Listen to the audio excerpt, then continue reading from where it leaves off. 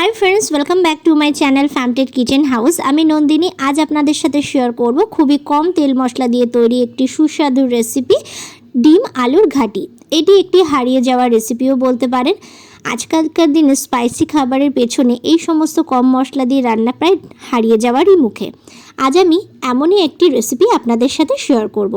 আজকের এই রেসিপিটি শেষ পর্যন্ত দেখার অনুরোধ রইল। রেসিপিটি যদি ভালো লেগে থাকে আমার চ্যানেলকে সাবস্ক্রাইব করে আমার পাশে থাকার অনুরোধ রইল আপনাদের সকলের কাছে। আর পাশে থাকা বেল আইকনটি অনে সেট করে দেবেন যাতে নতুন কোনো রেসিপি আপডেট করলে তার নোটিফিকেশন সবার আগে আপনাদের কাছে পৌঁছে যায়। তাহলে চলুন দেরি না করে ঝটপট শুরু করে দেওয়া যাক আজকের রেসিপি ডিম আলুর ঘাটি। আমি এখানে 5টা হার্ড বয়েল ডিম নিয়েছি। ডিমটাকে আমি আগের থেকেই জলে বেশ ভালো করে সিদ্ধ করে খোসা ছাড়িয়ে নিয়েছি। এবার আমি এর মধ্যে দিয়ে দিচ্ছি সামান্য পরিমাণে একটু লবণ, আর দিয়ে দিচ্ছি অল্প পরিমাণে একটু হলুদ, আর দিচ্ছি সামান্য একটু কাশ্মীরি লাল লঙ্কার গুঁড়ো। এই সমস্ত উপকরণ দিয়ে ডিমটাকে বেশ ভালো করে একটু মাখিয়ে নেব। এতে করে ডিমটা যখন ভাজবো তখন এর কালারটাও খুব সুন্দর আসবে। আমি ডিমটাকে এই সমস্ত উপকরণ দিয়ে মাখিয়ে একটুখানি রেস্টে রেখে দেবো। তো দেখুন ডিমটা মাখিয়ে না হয়ে গেছে, এটাকে আমি সাইড করে রেখে দেব। কড়াইতে আমি এখানে প্রথমে দিয়ে দিচ্ছি আলু সেদ্ধ আলুটাকে আমি বড় বড় করেই হাতের সাহায্যে একটু ভেঙে নিচ্ছি। একদম বেশি গুঁড়ো গুঁড়ো করবো না, একটু বড় বড় করে রেখে আলুটাকে হাতের সাহায্যে এইভাবে ভেঙে নিতে হবে। আমি এখানে 5টা ডিমের জন্য 2টো বড় সাইজের আলু ব্যবহার করেছি।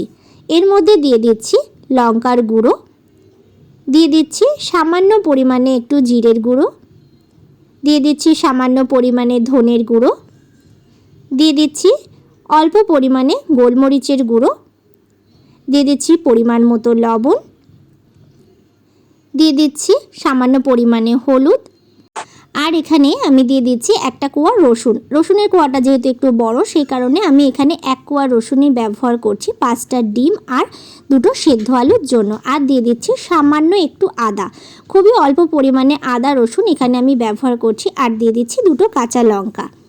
এবার এর মধ্যে পরিমাণ মতো জল দিয়ে এই সমস্ত উপকরণগুলোকে একটু নাড়াচাড়া করে মিশিয়ে নেব। রসুন আর আদার পরিমাণটা এখানে অল্প পরিমাণেই ব্যবহার করতে হবে, তা না হলে কিন্তু একটা কাঁচা গন্ধ লাগতে পারে। এবার আমি কড়াইটাকে গ্যাসে বসিয়ে দিয়েছি। এবার আমি বেশ ভালো করে এটাকে ফুটিয়ে নেব। এখানে কিন্তু আমি একটুও তেল ব্যবহার করিনি।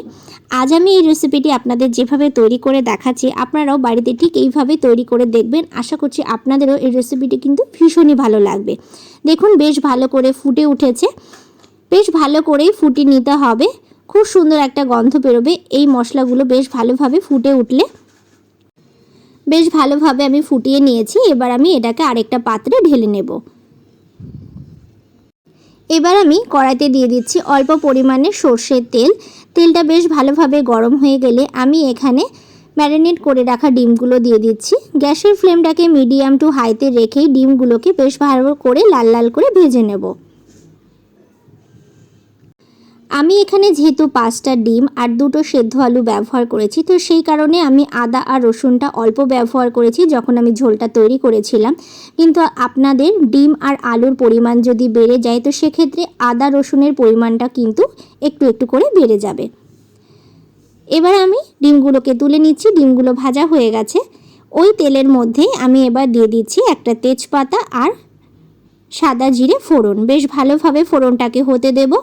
ফোড়নটা বেশ ভালোভাবে হয়ে গেলে আমি এর মধ্যে দিয়ে দেব একটা মিডিয়াম সাইজের কুচি করে রাখা পেঁয়াজ। পেঁয়াজগুলোকে হাতের সাহায্যে একটু এইভাবে ছাড়িয়ে দিচ্ছি। ফোড়নের সাথে পেঁয়াজটাকে বেশ ভালো করে একটু ভাজা ভাজা করে নেব।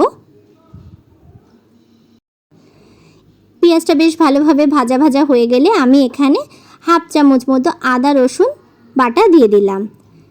আবারও বেশ ভালো করে নাড়াচাড়া করে নেব। নিশ্চয়ই বুঝতে পারছেন আমি এখানে কিন্তু এই রান্নাটা করার জন্য খুবই কম তেল মশলা ব্যবহার করছি। এই রান্নাটার টেস্টটা কিন্তু খুবই অসাধারণ আর এটা কিন্তু খুবই হেলদিও বটে। সকালে তাড়াহুড়োয় কিন্তু এইভাবে আপনারা চটজলদি এই রেসিপিটি করে নিতে পারেন। এবার আমি ভেজে রাখা ডিমগুলো দিয়ে হালকা একটু নাড়াচাড়া করে নিচ্ছি। আদা রসুনের গন্ধটা চলে গেলেই ডিমটাকে এই পেঁয়াজের মধ্যে দিয়ে দিতে হবে। তারপর আলু দিয়ে যে ঝোলটাকে তৈরি করে রেখেছিলাম সেই ঝোলটাকে এর মধ্যে দিয়ে দিলাম।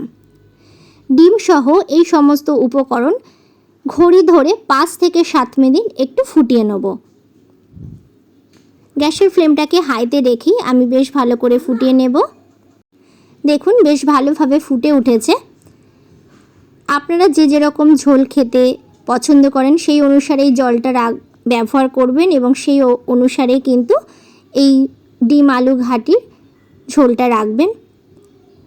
বেশ ভালো করে ফুটিয়ে নিয়েছি, খুব সুন্দর গন্ধ বের হতে শুরু করেছে।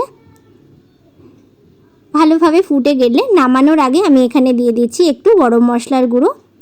আবারও একটু নাড়াচাড়া করে নিলেই কিন্তু ডিম আলুর ঘাটি একদমই রেডি সার্ভের জন্য। সকালে জলখাবারে অথবা ডিনারে ভাতের সাথে এই রেসিপিটি আপনারা সার্ভ করতে পারেন। আজকের রেসিপিটি আপনাদের কেমন লাগলো অবশ্যই কমেন্ট করে জানাতে ভুলবেন না। রেসিপিটি অবশ্যই বাড়িতে এইভাবে ট্রাই করে দেখতে পারেন। আশা করছি আপনাদেরও ভীষণ ভালো লাগবে। রেসিপিটি যদি ভালো লেগে থাকে লাইক করবেন, শেয়ার করবেন। সকলে ভালো থাকুন, সুস্থ থাকুন এই কামনা নিয়ে এখানেই শেষ করছি। আবারও ফিরে আসবো নতুন কোনো রেসিপির ভিডিও নিয়ে। ভিডিওটি শেষ পর্যন্ত দেখার জন্য অসংখ্য ধন্যবাদ।